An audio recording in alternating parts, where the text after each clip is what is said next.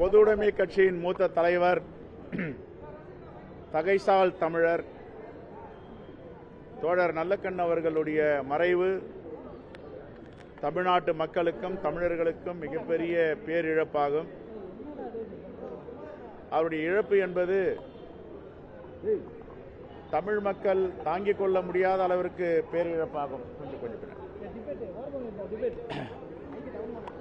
ஒரு மனிதர் இப்படியெல்லாம் வாழ்ந்தார் என்று நாம் சொன்னால் அடுத்த தலைமுறை நம்பமா என்று தெரியாது. அப்படிப்பட்ட நேர்மையான தலைவர், எந்தவித ஏற்றத்தாழ்வும் பாகுபாடும் இல்லாத தலைவர், சுதந்திர போராட்ட வீரர், தலைமறைவு வாழ்க்கையை இந்த நாடு விடுதலைக்காக வாழ்ந்தவர். ஒரு முறை திருநெல்வேலியில் நானும் தோழர் ஆர்என்கே அவர்களும் ஒரு கூட்டத்தில் கலந்து கொள்ளும் பொழுது ஒரு தோற்றத்தை காண்பித்தார். இங்கெல்லாம் நாங்கள் தலைமறைவாக வாழ்ந்தோம், தூத்துக்குடியில் தலைமறைவாக இருந்தோம்.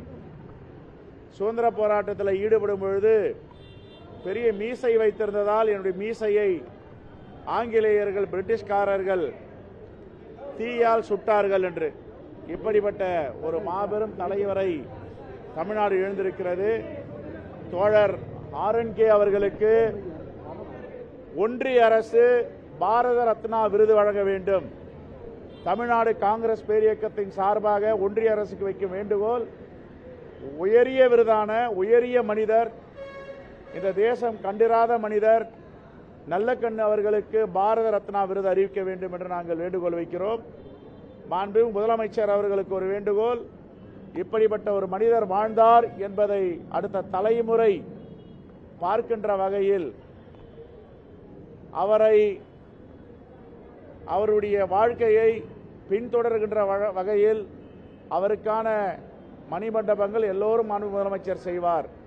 அடுத்த தலைமுறை இவரை படிக்க வேண்டும். அதற்கான ஏற்பாடுகளை மாண்புமிகு முதலமைச்சரும் தமிழ்நாடு அரசு செய்ய வேண்டும் என்று கேட்டுக்கொள்கிறோம்.